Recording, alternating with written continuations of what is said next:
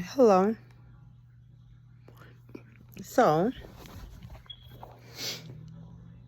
I have been offline for a few days and I've been into my studies, and I wanted to be a bit transparent today with this video. Today I've been studying quite a bit on shadow work, and even before these topics became a trend, I've been into this type of stuff, and I always preface my statement sometimes by saying that because my videos come from like a genuine space of my own personal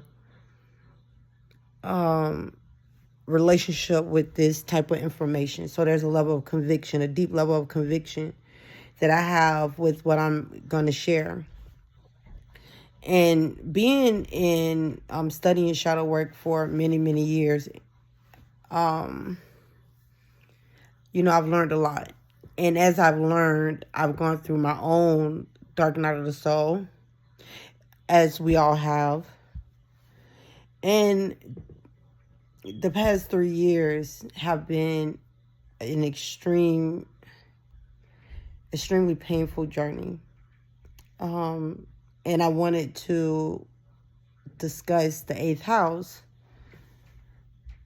And I have the sun. My sun is in the 8th house. I have a sun in Libra.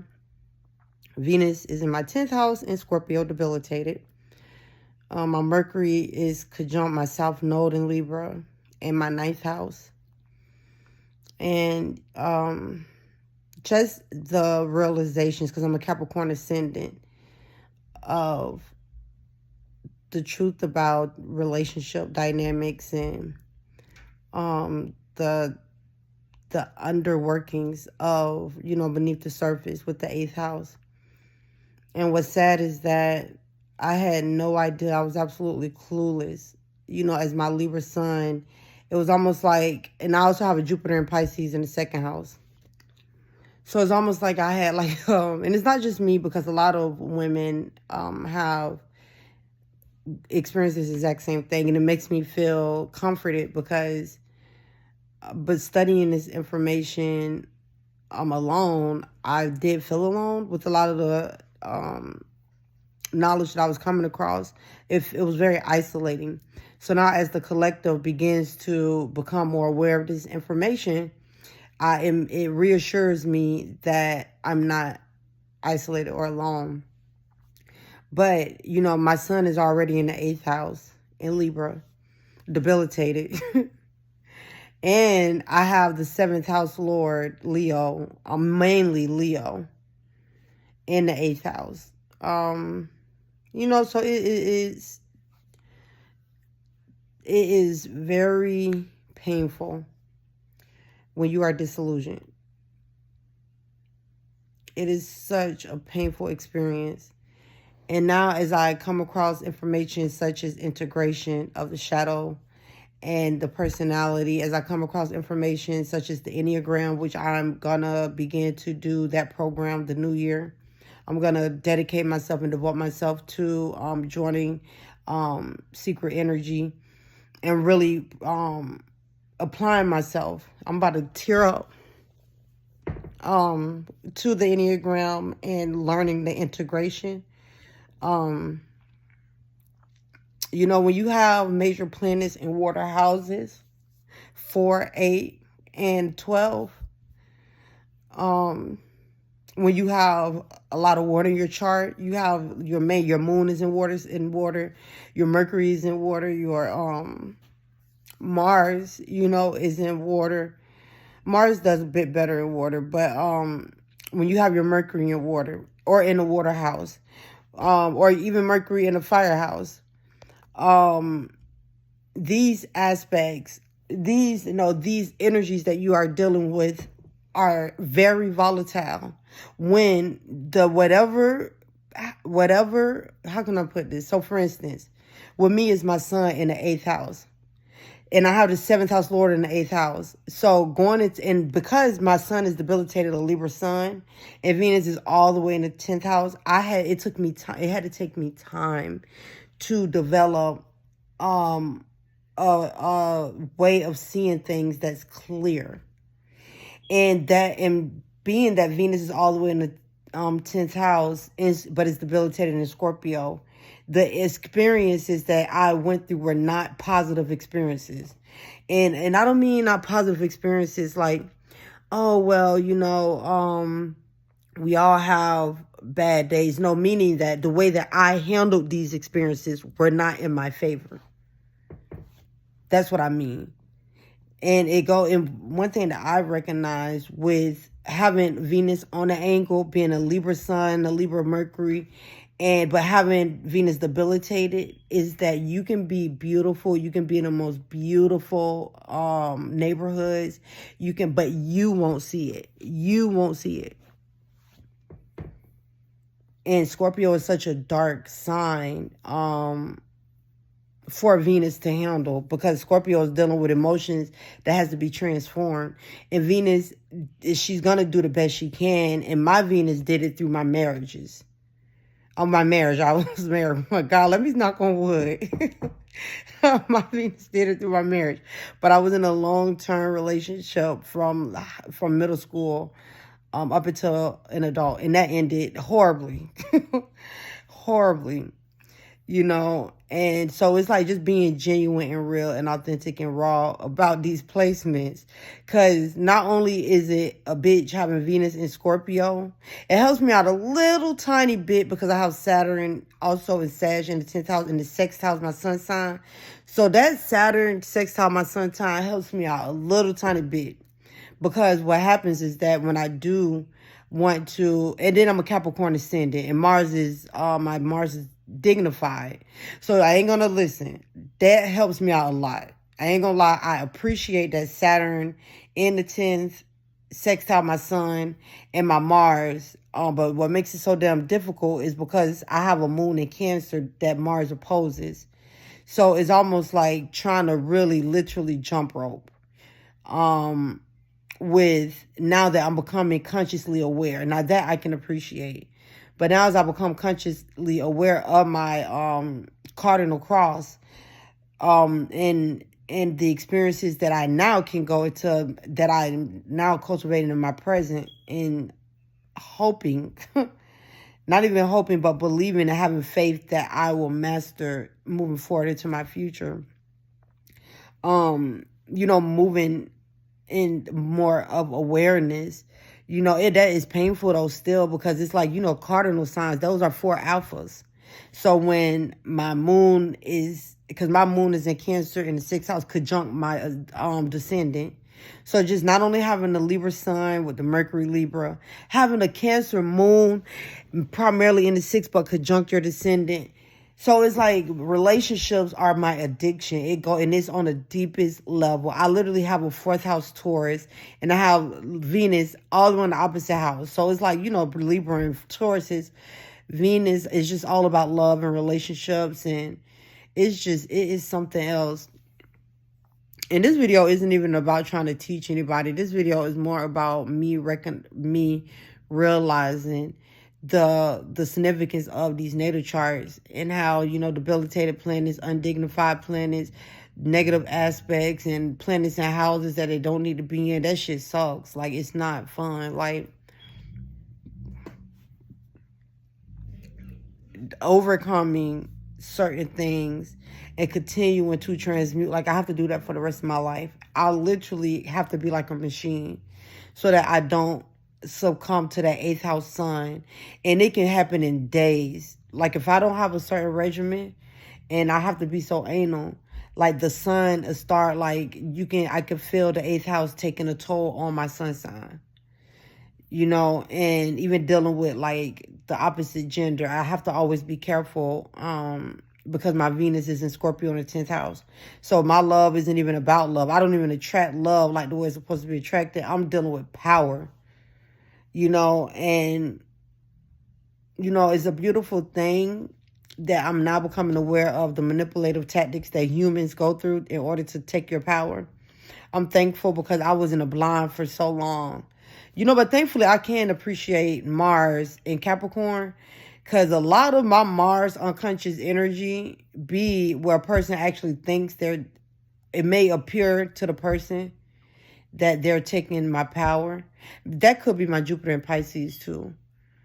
You know, I ain't gonna even say that. I think that that's just fate, honestly. That's just fate. That things always happen to people who try to take my power. Like, I'm just being honest, but anyway, I ain't even gonna get too deep on that. As long as I keep my intentions pure. And that's something that's a part of my transmuting with my Mars conjunct my ascendant in Capricorn. Like, I gotta be like a machine so that I don't succumb to my sun in the 8th house. So that I don't succumb to, you know, my Venus and Scorpio getting out of hand with the desires and stuff. And like, you know, I don't really take advantage of people. I haven't done that in the very end of the years because that was just my moon. My moon in Cancer helps me out a lot with that and the Jupiter and Pisces. So there are some positives. This video did start off kind of dark and gloomy. There are some positives, but listen, the negatives are real. And when you know your chart and you understand your aspects, those aspects are experiences in life. And if we don't have like a regimen to help us balance out our energy, it's just going to be so chaotic and dark, and it just gets really bad. You know, I ain't even going to front. Like, you know, planets in the 8th house, the 12th house, you can't afford not to have a spiritual practice that is for you to center yourself in the present, in your body. Because when you go out, you are going to be, people going to try to constantly rock you to sleep and put wool over your eyes and you're going to have rose-colored glasses. Lemurs is really big for 12th housers. And really, honestly, 8th housers is just desires, attracting. And if you're denying your desires, attracting people that's overly desiring you. You know, then that desire can turn into abuse, violence, possessiveness, control. And like, it can turn so dark so quick. Venus and Scorpio ain't no goddamn joke. It is no joke. Because people, a lot of times with your Venus in Scorpio, if you don't have a strong Mars, and if you got a debilitated sun, all of that Scorpionic energy, you can hide it really well. And people, when you do go to express it, because of how Venus is, people are going to think that you don't have the right to defend and express yourself. So you're going to have to develop some type of protective system for you. So that's why working out is one of the best ones. Because when you work out, people see that you're disciplined. And when people see that you're disciplined, they're less likely to fuck with you. Just on God. And understanding metaphysics, astrology, and stuff like that. Because then you'll know a person's natal chart. And you already know where they're influencing that. So you can't be in no illusion. Now, I kind of was in an illusion because I did meet somebody. And I'm going to tell y'all the truth now. He had Jupiter and Neptune conjunct. No, he had Jupiter and Venus conjunct my Neptune, y'all. And I have Neptune in my 12th house, 3 degrees Neptune and Capricorn in my 12th house. So he had Venus and Jupiter in Capricorn. And he had the Sun in Aquarius in my 1st house. And it was a perfect alignment. Oh my God. He had the Moon in my 2nd house. And what else? Oh yeah, but God dang, he had Mars conjunct Saturn in Scorpio in my 10th house conjunct my Venus. So listen, this is how powerful this was. So the attraction was instant. It was instant. It was instant. It was powerful. Everybody, but the circumstances that we met were awful circumstances. It was some straight up freaking Mars, Venus, and Scorpio, freaking Jupiter in the 12th house. I'm not even going to get into detail. It was just, it's so real. Astrology is so real. But you would think that it was just a love story, match in heaven. And, you know, we did have a relationship for 7 months, 3/4. But my ex ended up ruining that. Yeah, my ex ended up ruining that relationship. Although we were separated, it was toxic. And that's what I'm saying. That is Venus and Scorpio. Sun and Libra in the 8th house. Toxic situations. I'm just like, man, listen, when these astrologers, especially Vedic astrologers, I love Vedic astrologers, but they be trying to sound too nice. Like, oh, Venus is afflicted in Scorpio, and oh, the feelings that Venus have to go. I'm like, y'all need to say the truth, that Venus in Scorpio is very fucking toxic, and that you're going to go out attracting stimulating lower desires in people. And typically, if it's the same gender, they're going to be jealous, envious, and all these things of you. And depending on what house Venus in Scorpio, and I think it'll probably be better if you have Venus in Scorpio in the ninth house or the third house. I think actually Venus and Scorpio in the third house would be a pretty good alignment, because Venus and Mercury gets along very well. And I think Mercury and Scorpios are very intelligent. But the thing is, yeah, no, it's a good alignment. Out of all the houses, Venus and Scorpio in the third house would be, I feel like, the most in the third and ninth axis. It can make you stubborn though, but I would prefer not even the ninth, the third house. And so that would make you a Scorpio, Libra, Virgo ascendant. Yeah, I think that Virgo ascendant is pretty cool. That'd be very powerful to have Venus and Scorpio in the third house as a Virgo ascendant, and it'll be a sextile to your ascendant. Oh, that'd be a workhorse. Oh, this person will be powerful in the local community. This will be but anywho, because we're not talking about the positives of Venus and Scorpio right now. Okay, this person will probably be, anywho, Venus and Scorpio is this is an energy that you really have to discipline yourself and be responsible with. And every day is an uphill battle with managing the intense feelings of Scorpio with Venus. Because, Venus is a filler planet. And Venus is a very everyday. We all use our Venus every day. So it's not. And then I got to conjunct Pluto, y'all. And then I'm in the Scorpio-Pluto generation. So it's like, dang, out of all the lifetimes, I would be born with Venus and Scorpio now. And it's almost like this. It's almost like Venus and Scorpio is almost like being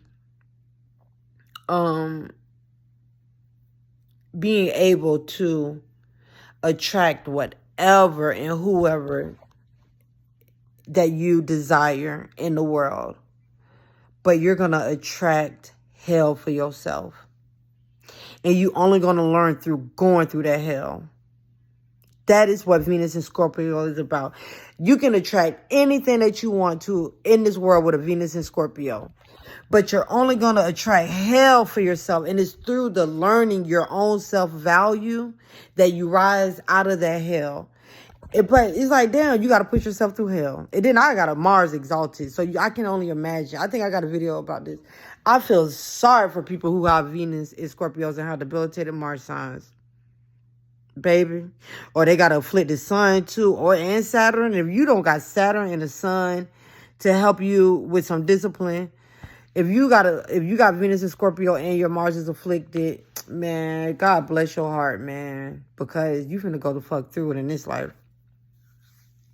Until you start to value yourself and until you start to learn how to discipline your desires and understand that you shouldn't be relating to desires. That's not healthy. It is not healthy to go around relating desires. A lot of desires that we have should be internally. They shouldn't even be brought out. They should be used as fuel to fuel us forward, to motivate us to move forward. But with Venus, child, it's just you wanted to relate, just be lost, with Venus and Scorpio. But I did not mean for that video to take that turn. But this is some real information. I'm not lying to y'all. My heart goes out to all my fellow Venus and Scorpios. Now, if you got a Leo, if you have an exalted Mars, you have a little bit more grace. You just have to develop your discipline and stuff and learn how to operate between your Venus and your Mars, which is hard to relate to the opposite gender because you're going to have power struggles, period, with Venus. But when you have an exalted Mars, there's definitely going to be some power struggles. And here's the thing. I'm going to leave with this. When it comes to the 8th house, the 7th house is about the compromise. But the 8th house is what you get. This is the honest truth about what you get from what you brought to the table that you're compromising about. You don't see that before you get married. I don't care what people try to say, go to counseling, go do this, go do that, or your family, this parent. Unless you have arranged marriages, excuse me, even with arranged marriages, right? If someone else is telling you who you can and who you can't marry, but then you do have the marriages where they align charts and stuff, or whatever. But I don't know. I just feel like there's an unconscious aspect to our marriage, who we're attracted to and why. And it's through us going through the experiences with certain things that is the only way we learn. You know, having people try to, you know, safeguard us from our decisions. That shit probably only works so much, you know, in the third house, the fourth house, fifth house. But when you start getting to the seventh house, when you get beyond the sixth house, it's almost like, yeah, this is you stepping out on business, you know, stepping out on business. And, you know, a lot of the things in our psyche that we have going on, other people can't really dictate that. We have to go through these experiences ourselves and figure out what we're doing and figure out who we are. And it's through making our own decisions that we determine who we are, what we made of, what we be about. You know, we got other people making decisions for us. Libra Sun, Libra Mercury. Trust me, I know this stuff, okay? I've gone through this. You never get to know your own strength. You never get to know your own purpose. You never get to know your own capabilities. So, you know, going through the experiences of allowing others, of being passive, you know, you get tired of that. To the point that you'll see all red to get them people away from you so you can start standing on your own. And that's what my Mars, my nodal return in Aries taught me. You know, so I'm still at the beginning stages. And thank y'all for listening. I'm about to close it out. We have 21 minutes. Yeah, but it's real, man. Astrology is so real, powerful.